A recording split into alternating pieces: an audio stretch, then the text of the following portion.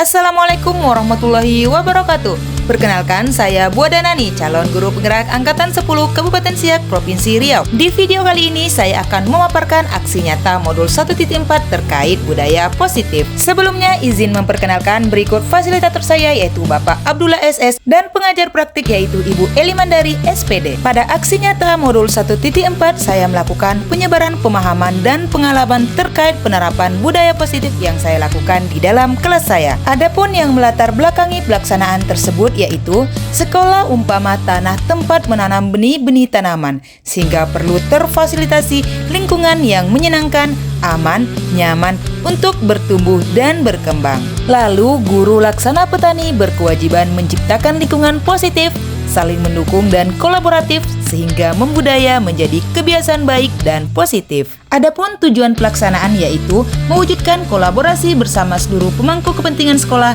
agar tercipta budaya positif, membangun budaya positif dengan menerapkan disiplin positif dalam berinteraksi dengan murid dan menuntun murid menjadi pribadi yang memiliki disiplin yang kuat sesuai dengan profil pelajar Pancasila. Adapun lini masa tindakan yaitu pertama, berkoordinasi dengan kepala sekolah terkait pelaksanaan diseminasi. Yang kedua, menyampaikan kepada rekan-rekan guru terkait pelaksanaan penyebaran pemahaman budaya positif, lalu membagikan pengalaman dalam penyusunan keyakinan kelas dan pelaksanaan segi 3 restitusi saat diseminasi, berkolaborasi dengan seluruh warga sekolah dan rekan guru dalam menerapkan budaya positif, dan terakhir melakukan evaluasi dan refleksi terhadap pelaksanaan aksi nyata.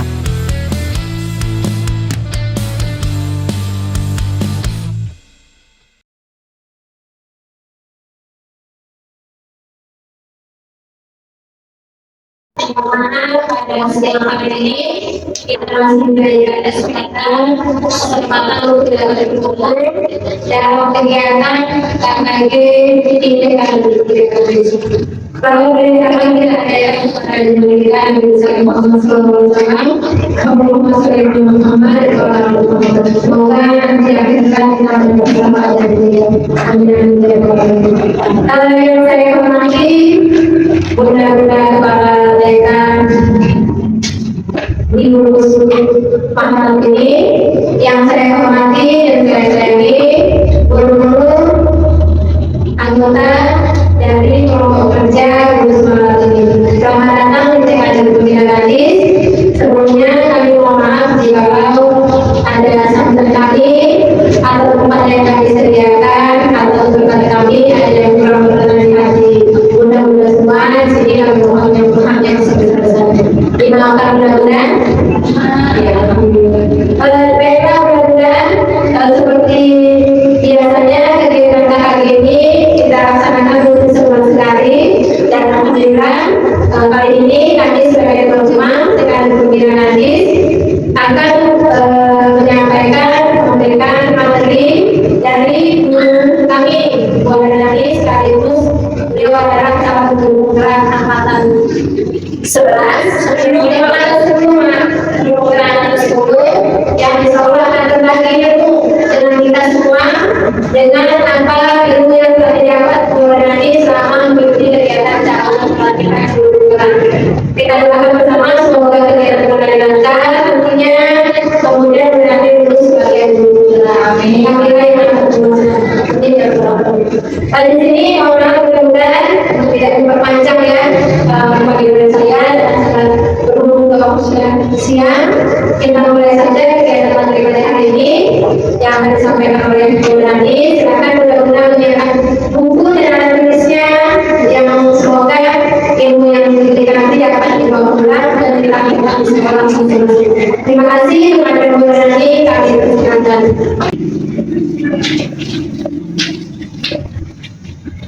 Baik, bismillahirrahmanirrahim. Assalamualaikum warahmatullahi wabarakatuh.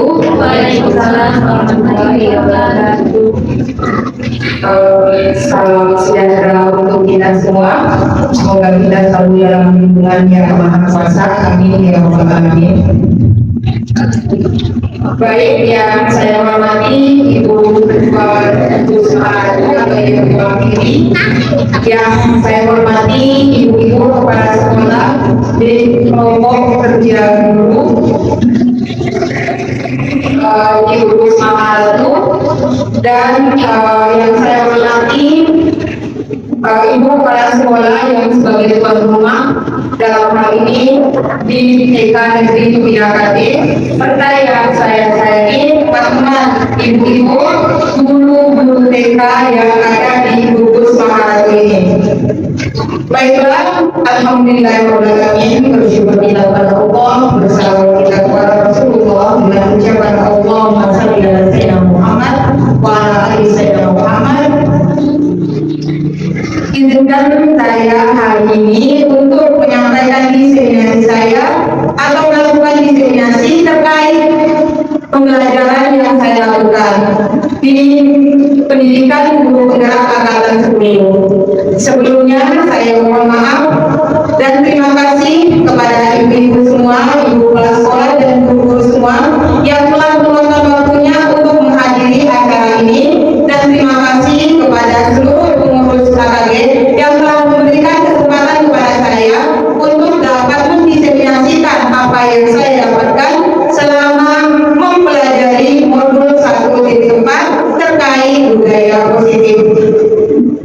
Baiklah, terkait budaya positif ini, mungkin saya di sini hanya ingin menyampaikan kembali kepada ibu atau ingin mengoptimalkan kembali apa yang kita pahami selama ini, karena saya yakin semua ibu-ibu di sekolah, bahkan saya yakin semua yang berstatus ibu atau orang tua di rumah juga secara otomatis atau insya Allah biasanya akan berusaha untuk menerapkan budaya positif baik di rumah maupun di lingkungan di mana berada. Namun sebelum itu kita tidak terlalu fokus sekali, saya ingin ibu-ibu mungkin kita berdiri dulu sebentar. Nah, mungkin kita sedikit bermain sebentar aja, bisa ibu? Boleh, baik. Nah, jadi dulunya begini, ketika nanti saya mengatakan batu, berarti ibu silakan begitu. Kalau saya bilang batok, berarti ibu silakan pegang kepala. Kalau saya bilang batak, ibu silakan horas begitu. Kalau saya bilang batik, ibu silakan bilang buatan Indonesia asli loh. Baik, ya ibu supaya tidak tegang, kita biar bergerak dulu sebentar. Baik, patah, horas. Ada yang lambat, meskipun ada yang berarti batu. Oke, patah, horas. Batu, patah, patah, horas. Batu, bati, buatan Indonesia. Patah, horas. Batu, bati, buatan Indonesia. Oke, kayaknya Bapak silakan dulu. Baik ibu, sedikit di sini bukan maksud untuk bukan maksud untuk menggurui atau mengajarkan, tapi kita di sini saya bertugas untuk menyampaikan kembali apa yang sudah saya dapatkan, dalam artian bahwa yuk kita ulang kembali apa yang selama ini kita terapkan. Siapa tahu atau bila kemungkinan terjadi ternyata ada hal-hal yang mungkin bisa menjadi pengajaran buat kita untuk menjadi perbaikan ke depannya. Karena saya yakin ibu-ibu semuanya di sini tentu telah menerapkan budaya positif ini. Baik, karena ibu tadi sudah bergerak, pada ibu silakan untuk minum. Saya akan memperkenalkan diri dulu. Mungkin sudah kenal ya, saya Bu Nani. Di sini saya punya fasilitator yang bernama Pak Gula, dan saya memiliki pengajar praktik yang bernama Bu Elimanda dari SPD. Nah, selama saya mempelajari terkait budaya positif ini, saya atau kami kalau guru penggerak ini diberikan kesempatan untuk menyampaikan apa yang telah kami dapatkan begitu. Dalam artian bahwa terkait budaya positif yang saya pahami sebaiknya ditularkan kepada teman-teman yang lainnya begitu, baik di dalam lingkungan sekolah maupun di luar lingkungan sekolah yang berkaitan dengan guru-guru. Nah, baik, mungkin kita dulu sepakatan kita. Kira-kira yang pertama apa itu? Sepakatan kelas kita selama saya di sini, selama saya menyampaikan Mentaati aturan, maksudnya mentaati aturan Bu Nur bagaimana Bu Nur? Mengikuti semua aturan yang ditetapkan di sini. Apa lagi kira-kira? Ayo Ibu, selama saya menyampaikan ini untuk kelas dari mana sini? Apa kira-kira? Ayo ikuti. Angkat tangan jika ingin permisi. Baik Ibu, apa lagi? Apa lagi? Kira-kira Bu? Ada lagi budasi kira-kira Bu? Menghargai teman yang sedang berbicara. Menghargai teman yang sedang berbicara. Sudah tiga, sepakat kita apa lagi? Apa lagi kira-kira mau ditambahkan Ibu? Atau segitu aja? Boleh utama sedikit ini dari saya? Boleh saya mengusulkan Ibu? Oke, saya menambahkan berpartisipasi aktif boleh? Baik, berarti kita sudah punya 4 kesepakatan. Yang pertama mengikuti semua aturan, kedua mengangkat tangan ketika permisi, ketiga menghargai yang berbicara depan, dan keempat berpartisipasi aktif. Baik, kita sudah punya kesepakatan. Apakah sepakat Ibu? Semangat. Baik, kalau begitu saya mau kembali ke materinya. Saya mau menanyakan kembali apa yang ada dalam layanan Ibu ketika mendengarkan kata budaya positif. Baik, silakan Ibu. Hal baik yang perlu diajarkan ke anak-anak tadi. Kalau kita di sekolah, kalau kita dulu. Ayo kita berikan semua yang menjawab jawaban Bu Rizky ya. Bu Rizky adalah hal baik, budaya positif itu adalah hal yang baik yang kita ajarkan. Masya Allah, terima kasih Bu Rizky. Ya, jadi mudah-mudahan terkait budaya positif itu, apa itu budaya positif dalam artian konsepnya bahwa segala nilai-nilai kebajikan yang kita yakini dan akan kita terapkan di lingkungan kita, seperti yang disampaikan Bu Rizky tadi, bahwa memberikan contoh, kemudian mengajarkan dan melakukan sebagaimana dalam konsep pengajaran belajar dewasa. Masih ingat kan kita dari SD? Ingat sosok komodo, ingat zaman sosok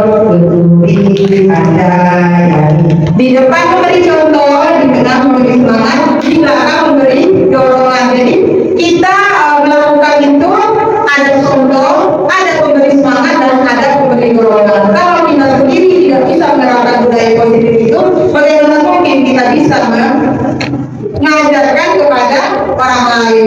Jadi memberi contoh tetap positif. Nah, terkait konsep mengajar dewasa ini, Kiajar Dewantara ini fokus pengajarannya itu selain adalah kemerdekaan secara hakiki, Kiajar Dewantara itu juga menegaskan terkait pendidikan yang berkaitan dengan kebudayaan. Konsep kebudayaan harus dikembangkan dalam pendidikan menurut Kiajar Dewantara. Oleh karena itu, kenapa bahkan Kiajar Dewantara ini ada menciptakan buku terkait pendidikan dan budayanya berarti ya. Jadi kita ada buku pendidikan dan budaya bisa karena Kiajar Dewantara menganggap itu pendidikan sangat erat kaitannya dengan kebudayaan. Selanjutnya, nah, ibu-ibu yang seperti yang saya katakan tadi bahwa kita di sini bukan pelajaran baru atau bukan pengajaran baru. Di sini ternyata hal-hal yang terkait atau konsep inti budaya positif itu sendiri sebenarnya sudah kita lakukan, hanya saja mungkin belum optimal. Jadi ada punya akan kita bahas kali ini. Yang pertama, disiplin positif dan nilai kebajikan, kebutuhan dasar manusia, motivasi perilaku manusia, posisi kontrol guru, keyakinan telah, dan segitiga restitusi. Ini yang akan kita bahas.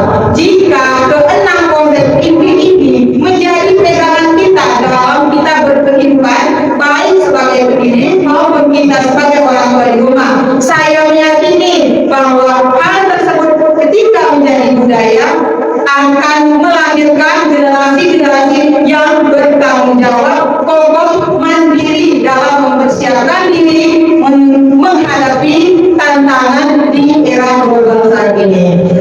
Lanjut, kita lihat satu-satu. Namun sebelum kita lihat satu-satu, saya ingin ya ibu-ibu adakah yang ingin bertanya atau menyampaikan sesuatu terkait apa yang dilihat di depan ini? Ada yang ingin menambahkan?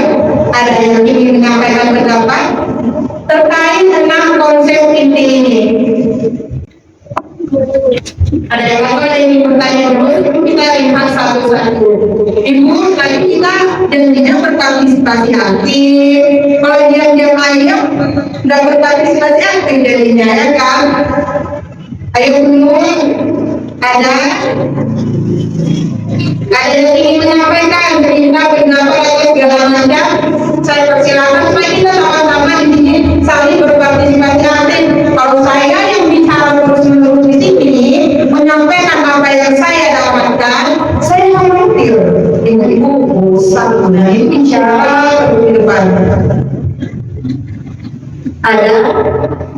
Belum? Baiklah kalau begitu untuk kali ini kita maklum dulu. Lanjut berikutnya. Nah, ini kita lihat yang pertama, kita akan bahas satu. Apa sih disiplin positif itu?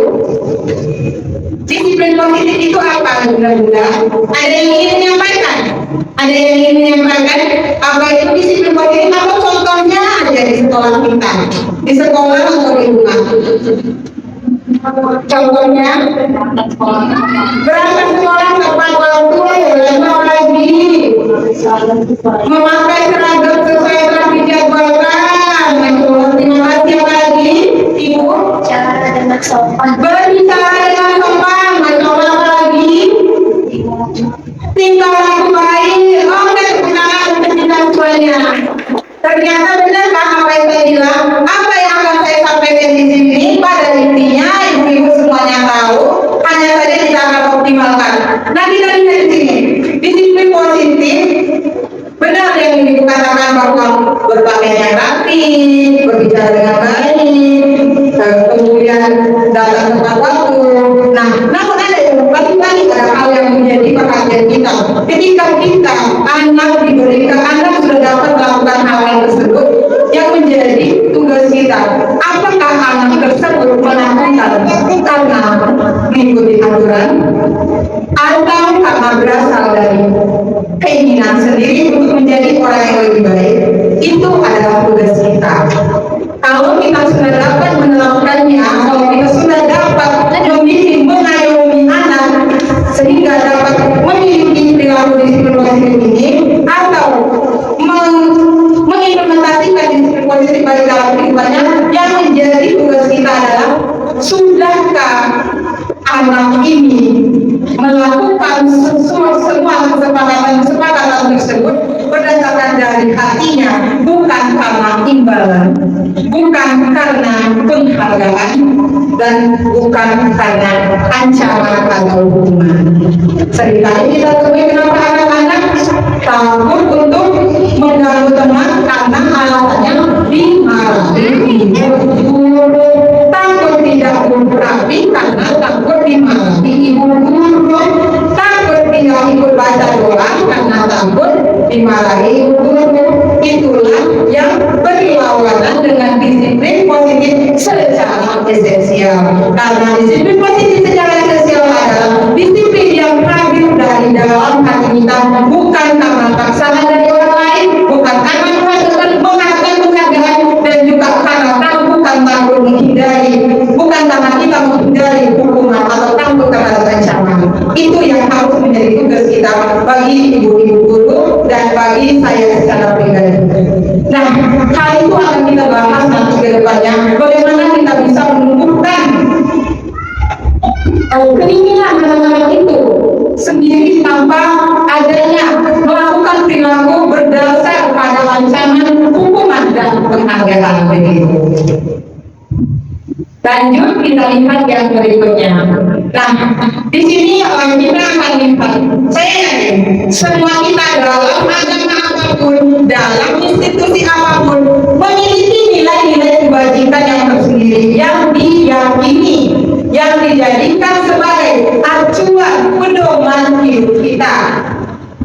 Semua memiliki. Nah, kemudian misalnya dalam Islam kita memiliki panduan Al-Quran, lalu kemudian dalam agama lain juga memiliki panduan-panduan untuk melakukan Nah, begitu juga dalam kehidupan berbangsa ini, institusi-institusi itu memiliki nilai kebajikan.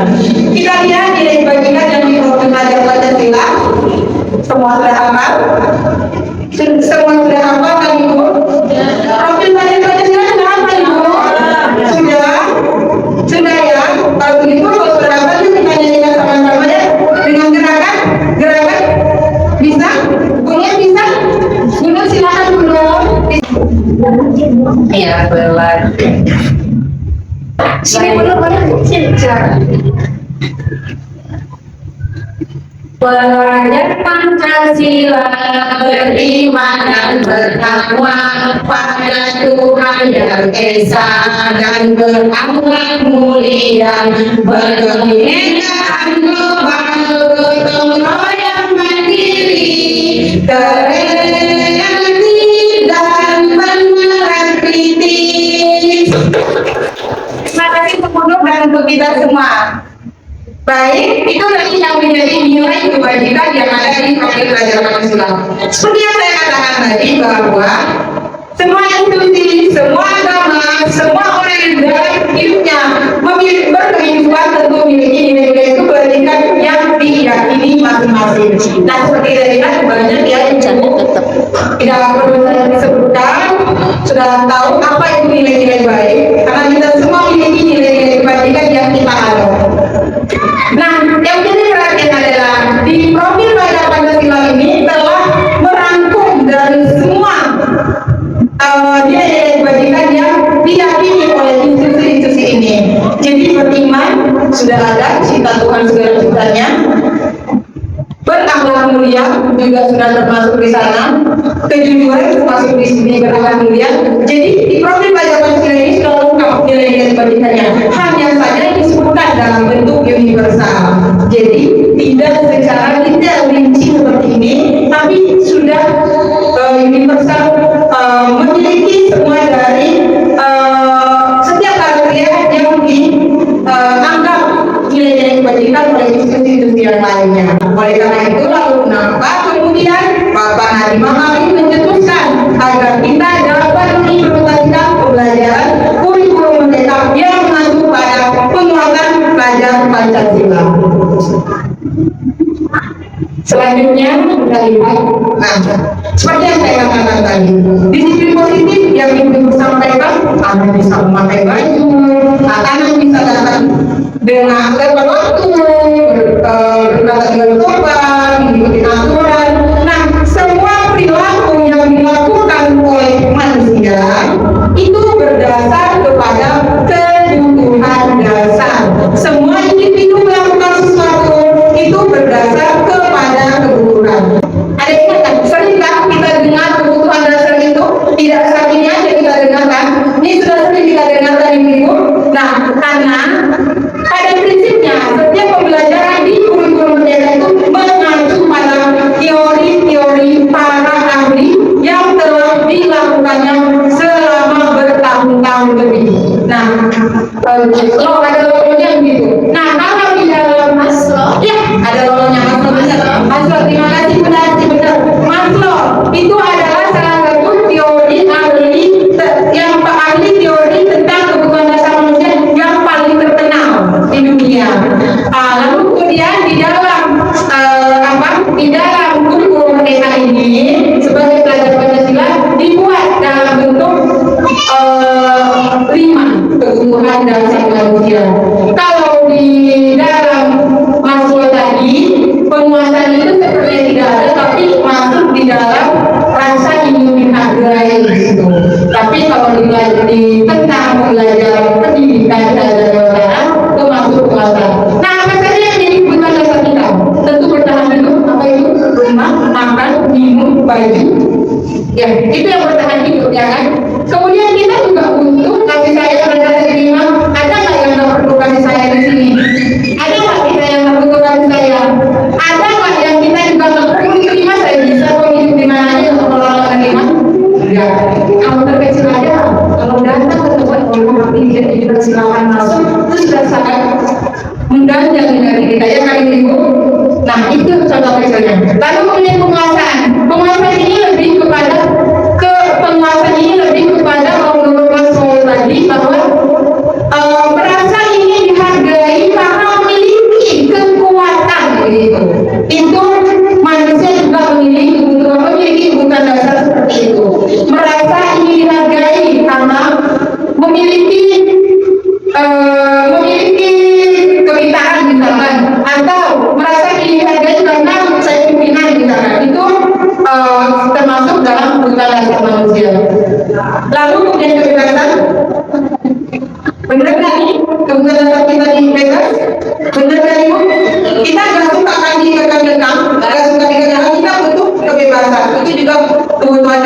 kita.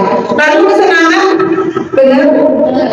Oke, nah lalu kemudian karena ibu bilang ini benar, semua kebutuhan dasar 5 kebutuhan dasar yang telah diklasifikasikan di dalam pengajaran IHA Dewantara, di dalam pengajaran kurikulum mereka, di dalam pengajaran profil belajar Pancasila.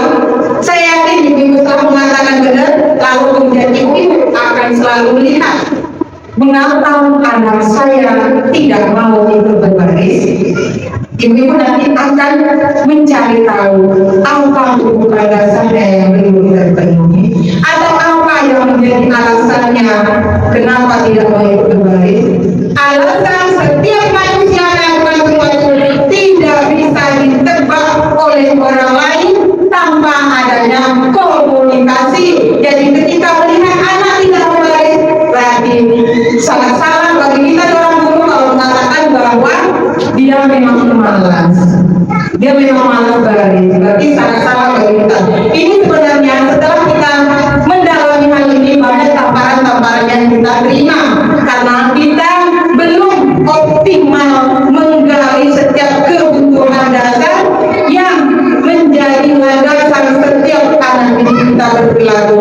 Apalagi anak didik kita usia fondasi 4 sampai 6 tahun, Masya Allah, mereka itulah yang paling sering menggunakan kebutuhan dasarnya dalam melakukan sesuatu. Kalau anak-anak kita ini bisa melakukannya karena 2 hal. Karena ingin dikasih saya, karena ingin kebebasan dan kesenangan. Jadi anak-anak usia fondasi itu bisa jadi berperilaku itu berlandaskan 3 kebutuhan dasarnya yang ternyata tidak terpenuhi atau ingin memenuhi 5 kebutuhan dasarnya tersebut.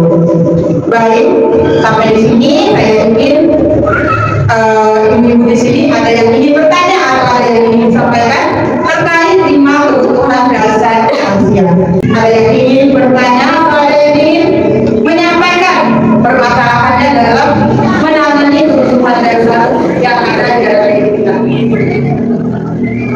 Silakan ibu. Jadi jangan terlalu fokus, terlalu semangat.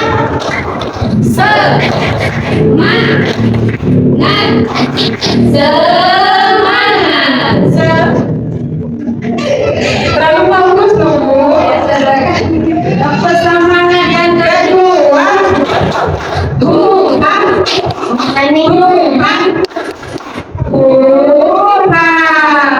Nah, seperti yang saya sampaikan tadi, ini saling berkaitan. Semua konsep inti dalam pembelajaran positif itu saling berkaitan.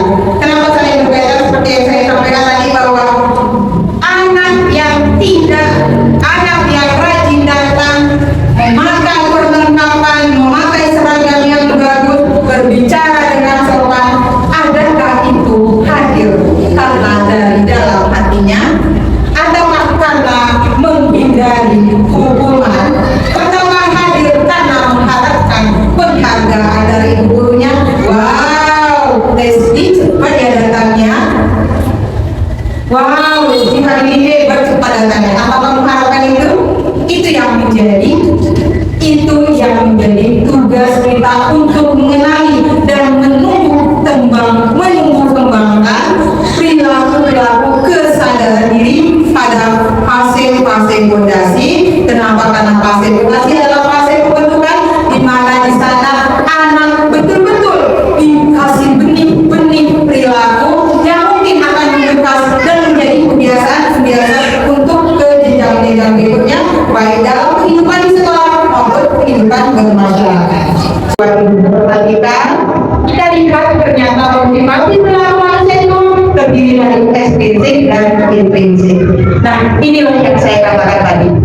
Ada yang melakukan perilaku yang baik karena mendapatkan imbalan atau penghargaan. Ada yang melakukan perilaku yang baik karena menghindari ketidaknyamanan. Karena kalau misalkan telah datang tidak enak, nanti teman-teman sudah main, kami belum, susah bergabungnya. Itu contoh murid ya. Tapi kalau contoh guru begitu juga, kadang-kadang kita mungkin sembari seperti yang dikatakan Pak Polisi tadi, bahwasannya kita sembari mengajarkan harus menjadi contoh, karena kita adalah suri tauladan bagi anak didik kita. Nah,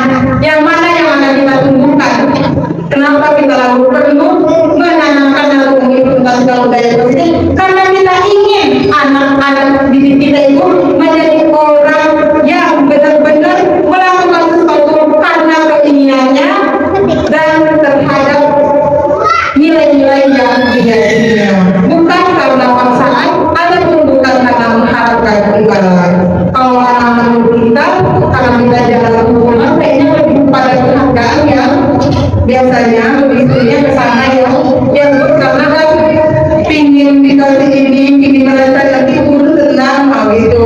Karena begitu, bukan karena menyadari bahwa datang ke lalu kemudian saya dapat mengikuti kegiatan di pagi hari dengan baik, karena di pagi hari di tempat pembina ada kegiatan jam pagi, jadi saya harus datang cepat karena saya ingin mendapatkan kegiatan-kegiatan yang dilakukan di jam pagi. Tidak semua kita itu berpikiran seperti itu, bahkan bisa jadi pembina tidak ada satu pun yang memiliki motivasi seperti itu.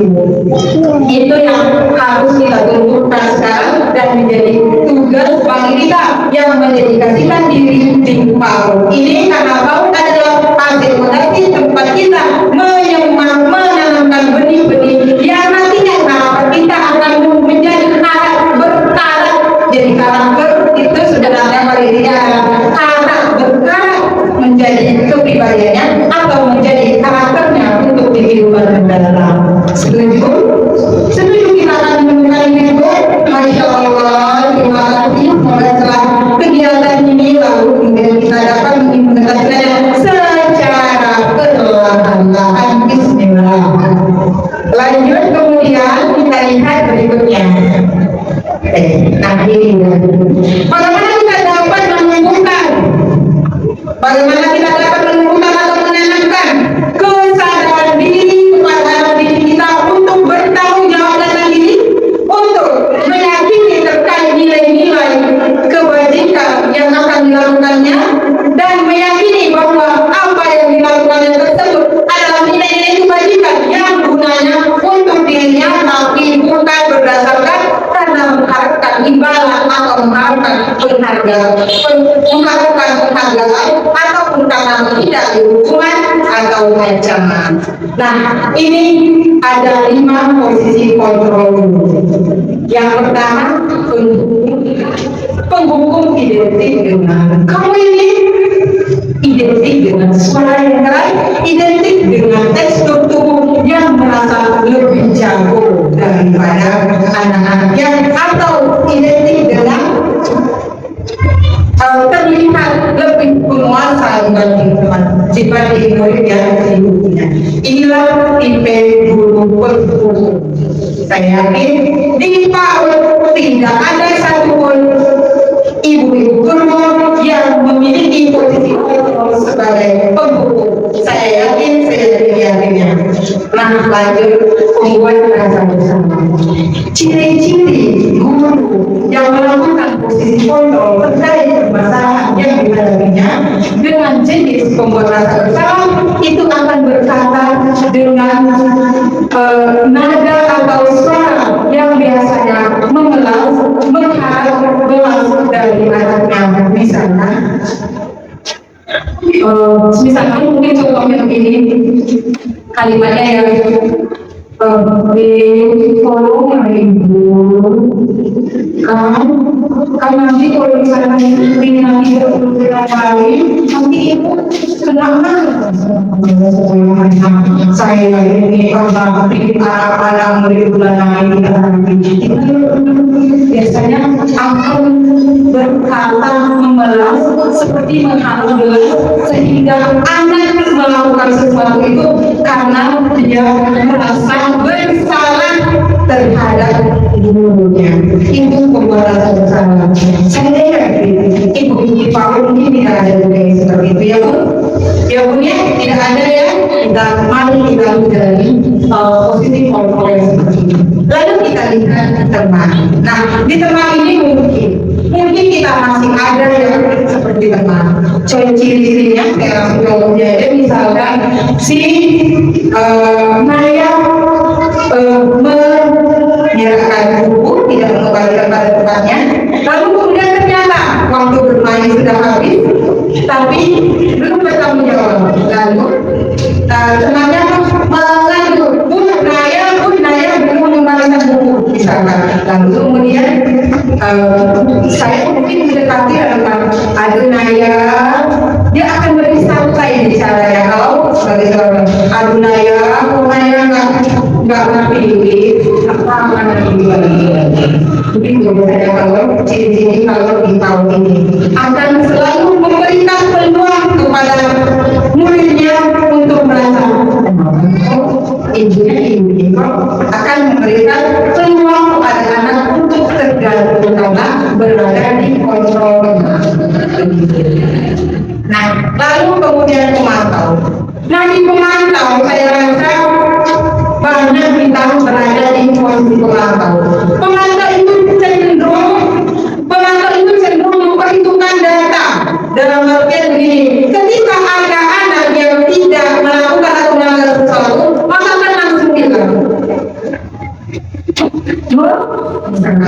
Nuri, misalnya ya, Nuri, kamu kok dulunya tidak ambil, dan kamu tidak selesai uang, tahu konsekuensinya apa, tahu sanksinya apa, akan memperhitungkan secara data dan langsung menembak kepada si yang membuat salah tersebut untuk langsung menyebutkan ke apa yang akan menjadi konsekuensinya ketika melanggar sesuatu. Tipe pemantau ini cenderung suaranya lebih di antara pemukul dan tenang, tidak terlalu lembut, tetapi juga tidak terlalu keras. Biasanya itu tipe pemantau. Jadi posisi kontrol itu sebenarnya berkaitan juga dengan suara kita ibu-ibu. Kalau misalkan kita bilangnya begini, tahu kira-kira apa masalahnya? Nuri tahu masalahnya apa? Kan sudah berubah itu kan? Jadi posisi kontrol sebenarnya berhubungan juga selain berhubungan dengan kalimat dan perilaku kita juga berhubungan dengan intonasi dan nada suara kita. Nah, kita lihat yang terakhir, manajer adalah complicated. Kenapa dikatakan komplit di sini? Komplit karena manajer ini biasanya tidak bersuara pemukul, tidak bersuara tenang, tidak bersuara mantap, tetapi lebih datar dan berbicara seadanya, tapi tidak juga seperti firman begitu. Tidak terlalu dekat kelihatannya, tapi tidak terlalu merasa penguasa. Nah, apa yang dilakukan oleh manajer? Manajer ini akan menggali dan akan mengembangkan anak yang bermasalah tersebut dari anak merasa gagal menjadi sukses. Nah, kira-kira gimana itu akan kita lihat contoh-contohnya. Saya sengaja membuat contoh sebuah masalah yang ditangani dengan 5 posisi kontrol tersebut. Karena kenapa? Anda mengganggu teman seringkali kita temui di usia pada ini, ya kan? Nah, saya sengaja membuat contoh penerapannya. Nah, kalau mendukung, maka apa yang kita lakukan? Salah satu yang kita lakukannya meminta anak untuk berdiri di depan kelas dengan waktu yang ditentukan. Itu pengukur. Ya, oke, mungkin tidak ada tidak, kita ingat kalau si pembuat rasa bersalah akan mengatakan seperti ini, ibu kecewa sekali dengan kamu, sudah berapa kali belanja Anda belum marah. Ibu kecewa sekali ketika anak mendengar guru mengatakan sangat kecewa sekali, itu akan membuat anak merasa sangat bersalah. Atau mendengar ibu gurunya mengatakan kecewa. Baik, kita lihat yang ketiga. Bagaimana kalau sebagai teman, anak mengganggu teman? Begini aja yang dikatakan oleh guru kalau misalkan menerapkan posisi kontrol sebagai teman. Ya sudah, tidak apa-apa. Nanti bantu menangkan temannya yang nangis. Merdeka nggak akan? Merdeka kan? Oh, saya juga sudah tidak punya kami semua. Kalau gimana? Bukan memikir itu penerapannya. Saya yakin juga tidak ya ibu di sini. Lanjut kita lihat berikutnya. Jika teman maka si pemantau akan mengatakan apa yang telah kamu lakukan ini, apa sanksinya kalau mengganggu teman, itu juga akan mengganggu psikis anak dan merasa tertekan. Karena langsung diberikan pertanyaan-pertanyaan yang sekiranya menyadarkannya bahwa saya bersalah begitu. Dan merasa tertekan dengan kalimat-kalimat yang langsung memperhitungkan sanksi yang akan didapatkan jika melakukan perbuatan salah. Nah, kita hindari ini karena saya yakin diri saya sendiri juga belum mampu. Jangankan menjadi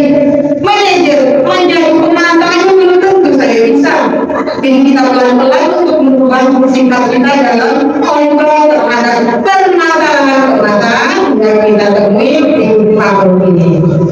Lanjut kita lihat ini ya manajer. Seorang manajer ketika mengalami kendala seperti itu, maka apa yang akan dikatakannya?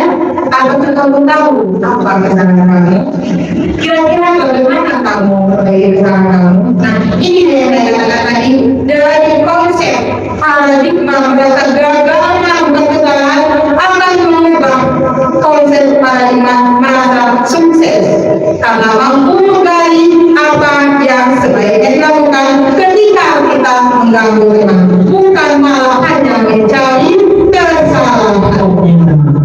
Nanti kita akan bahas khusus di topik segitiga retribusi, bagaimana sih cara menerapkan posisi manajer ini. Sebelumnya kita lihat lagi. Nah, namun sebelum itu, sebelum kita masuk ke bagaimana cara mengimplementasikan posisi manajer tersebut yang disebut dalam pendekatan segitiga retribusi, nanti kita akan lihat dulu keyakinan kelas. Nah, sebelum kita bahas keyakinan kelas, saya akan bertanya, mengapa bukan keyakinan kelas? Silakan ibu, kalau ini saya tunggu jawabannya. Mengapa bukan peraturan kelas? Kenapa keyakinan kelas bukan peraturan kelas?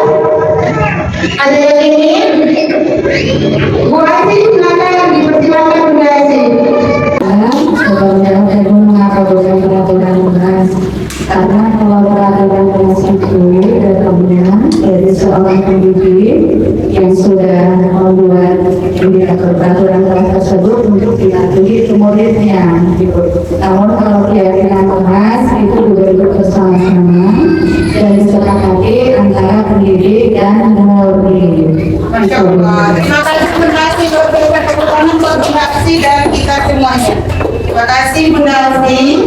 Baik, ya seperti yang disampaikan oleh Bunda Asih tadi, bahwa peraturan kelas itu cenderung bersifat itu berasal dari si yang pembuat atau pemimpin. Kalau di sekolah berarti cenderung berasal dari guru. Kalau keyakinan kelas itu hal yang diyakini bersama-sama oleh guru dan anak dengan cara dibuat bersama-sama untuk dapat diterapkan berdasarkan motivasi intrinsik, bukan motivasi eksplisit. Dan teratur keyakinan kelas itu juga ada hal-hal yang diyakini, yang benar-benar sudah diyakini bahwa itulah nilai kebajikan yang mesti kita terapkan untuk menjadi manusia yang luhur. Baik, kita lihat apa ciri-ciri keyakinan kelas.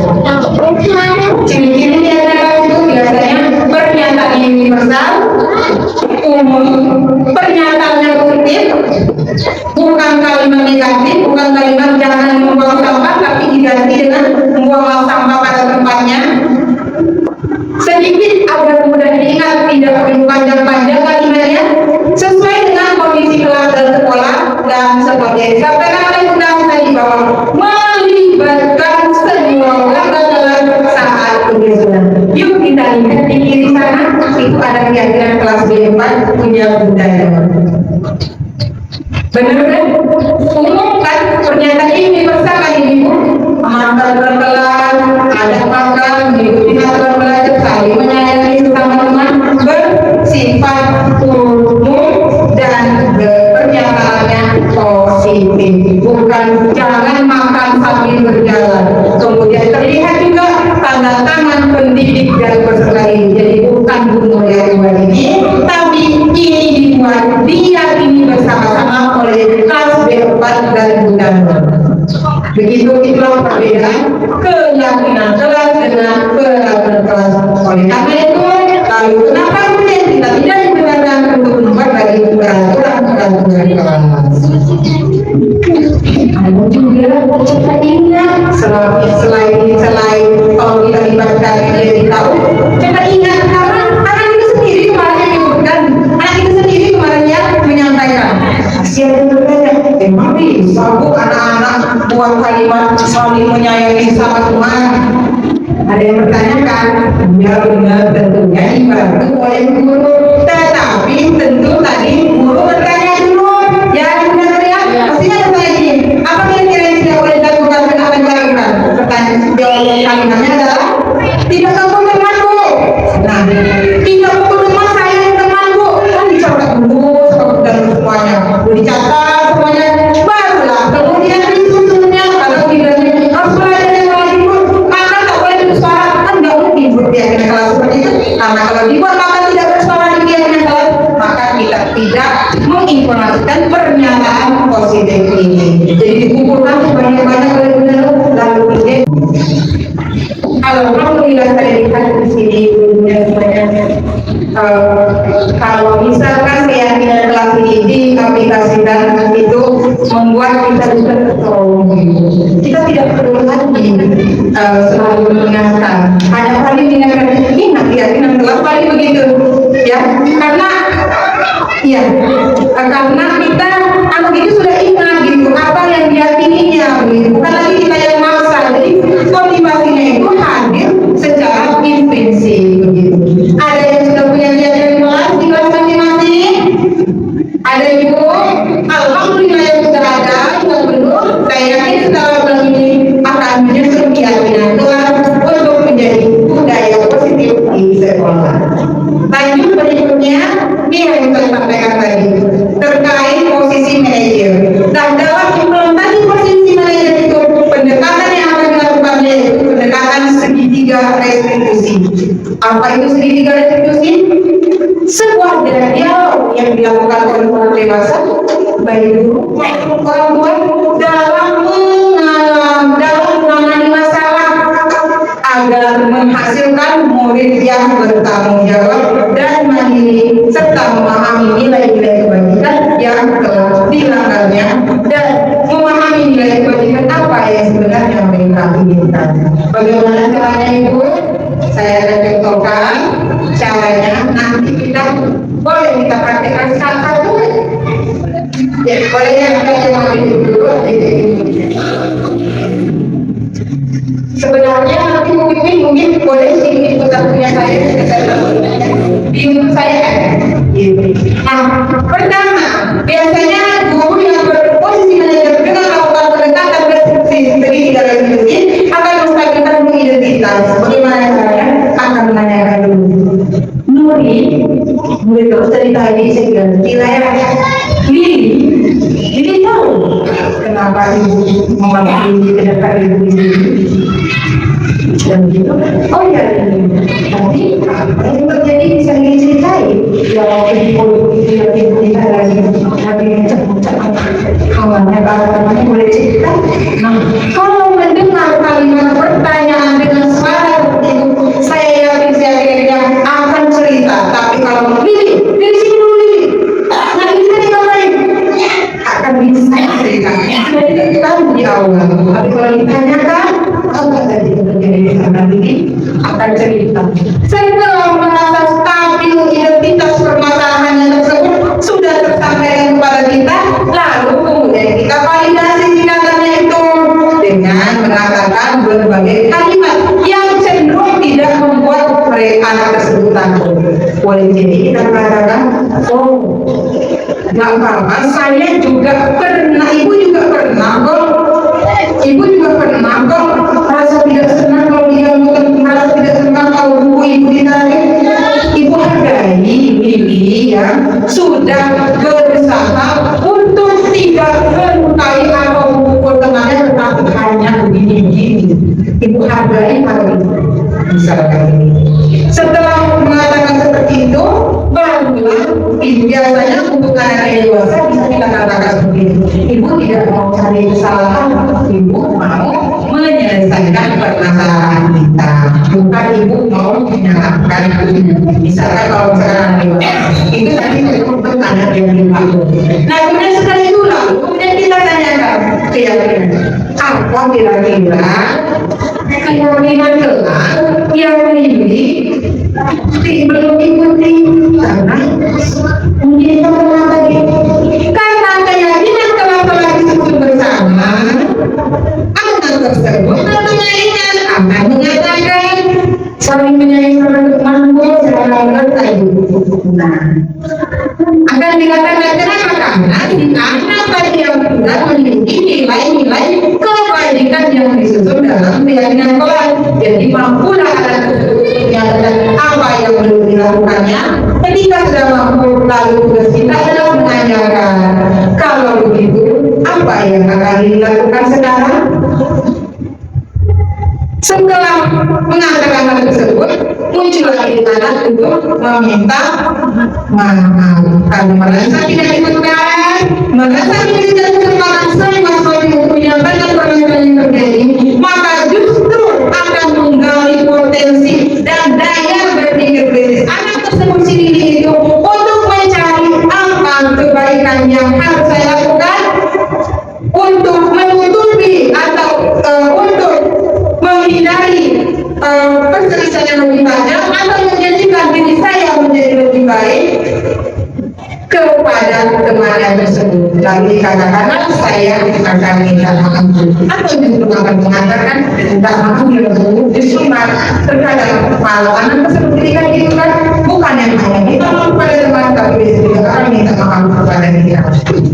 Bismillah, ini memang harus pelan-pelan.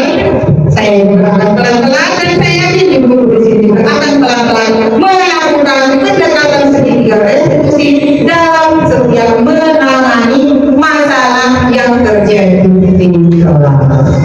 Oke, nah baik, ibu mungkin bisa kita lihat dulu. Setelah itu boleh dipraktekkan. Saya masukin ada yang kita dapat setelah kegiatan diseminasi ini benar-benar ada yang ibu dapatkan.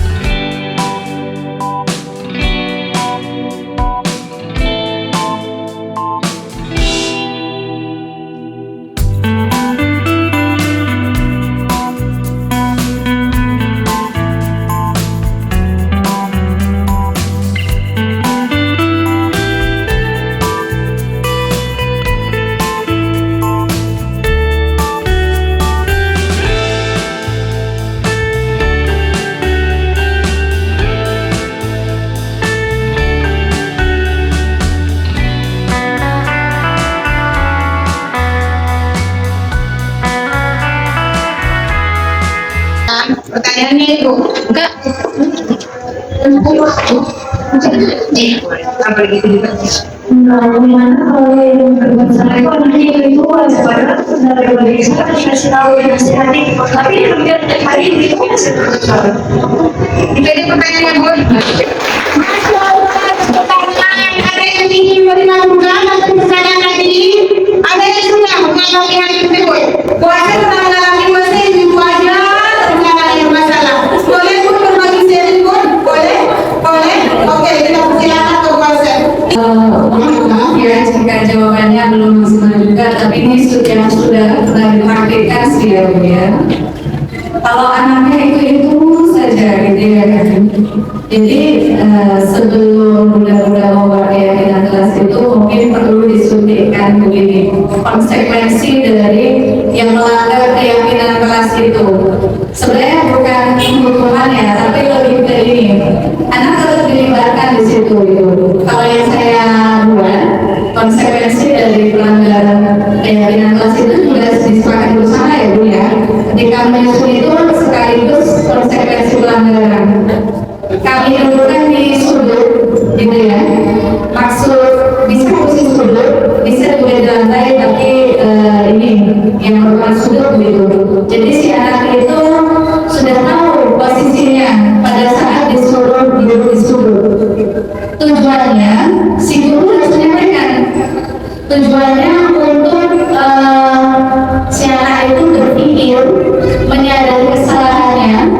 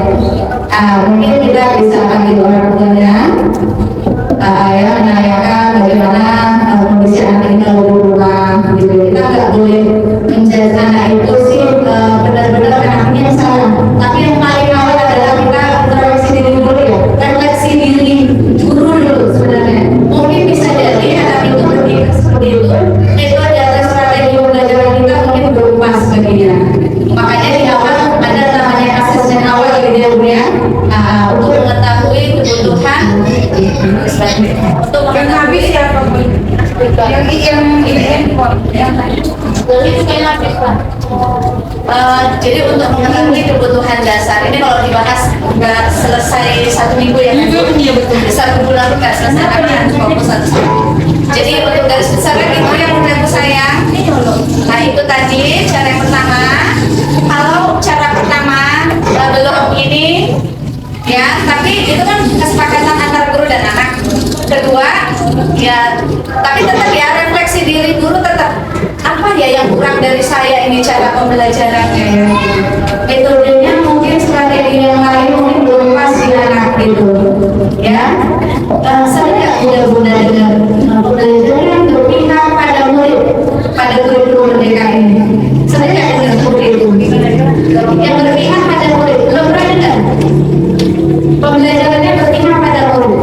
Nah, semoga ke depan ini ya, boleh searching ya Bunda ya. Apa sih itu pembelajaran yang berpihak pada murid itu? Jadi segala hal kegiatan pembelajaran kita melibatkan murid itu. Tidak semuanya itu dari kita. Mulai dari perencanaan kita nanya murid, teman-teman, besok kita mau belajar apa ya gitu. Tapi tetap seperti yang disampaikan Bunda adalah kita tetap catat dulu, nanti baru kita rencanakan buat perencanaannya kayak gitu ada. Jadi itu Bunda dari saya ya sedikit ya. Yang pasti kayak ini yang pada saat ada contohnya belajar saya itu alhamdulillah perubahannya masya Allah. Tapi semester 2 setelah libur setelah libur tahun lagi. Jadi strateginya saya buat sama lagi gitu. Terima kasih. Masya Allah, terima kasih Bunda Asi yang telah memberikan masukan sharing terkait pengalaman pribadi, karena ternyata Bunda juga pernah mengalami anak yang itu aja terus yang melakukan kesalahan. Ada yang ingin menambahkan Ibu? Ada? Baik, kalau belum. Nah, seperti yang dikatakan oleh Bunda tadi, iya kita juga di awal saat penyusunan keyakinan kelas kita juga sudah bicarakan bahwa apa kira-kira positif yang akan hadir nantinya kalau kita melanggar atau belum melakukan keyakinan kita. Biasanya kita akan minta duduk ke pojok baca, misalkan saya sering menggunakan pojok baca, minta anak untuk menunjukkan bahwa saya telah melakukan yang belum benar. Jadi baru nanti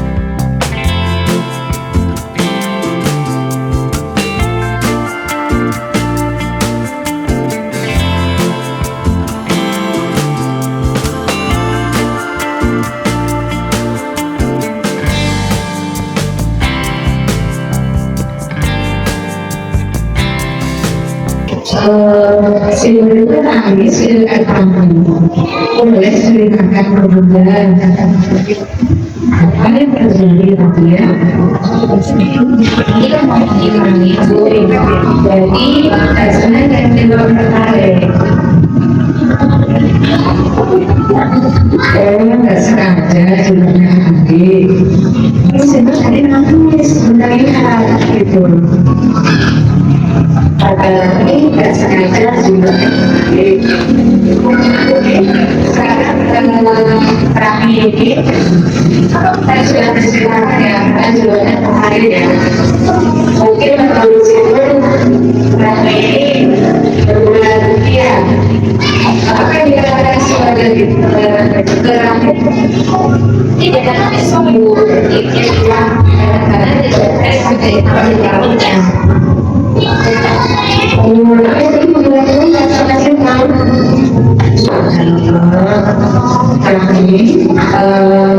memang kalau berbuat kesalahan itu yang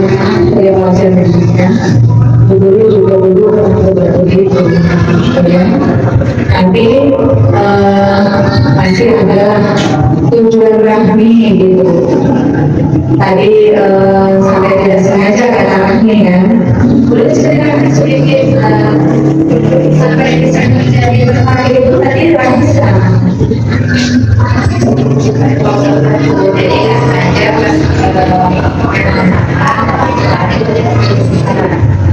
Jadi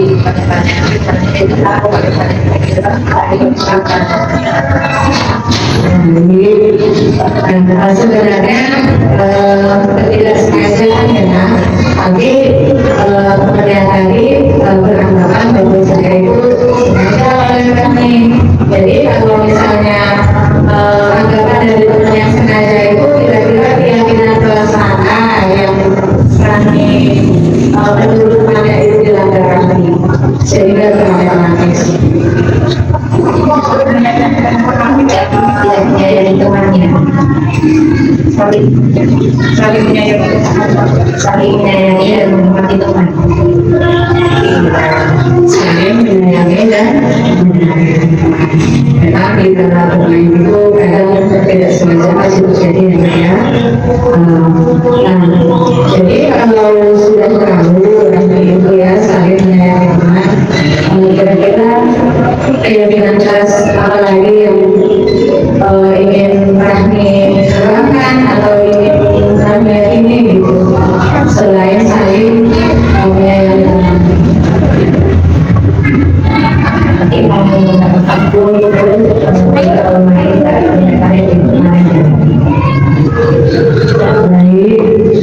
Itu solusi dari Rahmi ya, Masya Allah. Betul-betul menghargai apa namanya kata Rahmi ya, keyakinan yang diyakini oleh Rahmi, saling menyayangi teman, agar kenapa itu benar-benar sayang sama teman, Rahmi mau minta maaf. Rahmi kira-kira kapan ini mau minta maafnya ke situ?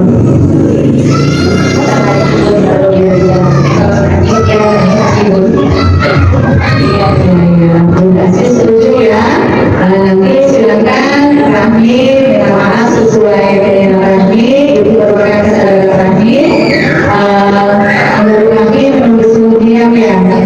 Semangat ya, semoga berhasil. Terima kasih Bu Ranti, terima kasih Bu Ranti yang telah menantikan.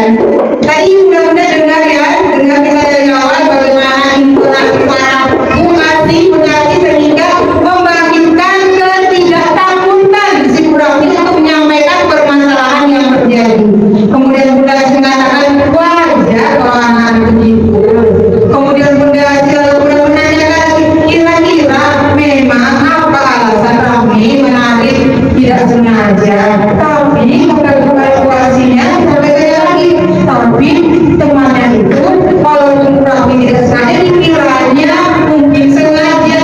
Jadi apa kira-kira yang menjadi keyakinan kelas yang menurut tidak dilakukan gitu. Ditanyakan oleh kelas di sini, menanyakan disampaikan Rahmi bahwa tidak saling menyayangi dan menghormati belum dilakukannya. Nah, maksudnya lagi apa yang mau dilakukan kalau berbuat demikian? Mau meminta maaf, kata Rahmi ya.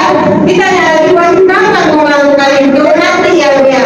Nanti setelah itu membuat berikan lagi penghargaan karena telah mampu menyelesaikan masalahnya. Dianggap Bu Rahmi ini mampu menyelesaikan masalahnya. Dimulai dari tadi kami kita ditanya baik-baik kami tadi apa di dekat kami habis kenapa ya?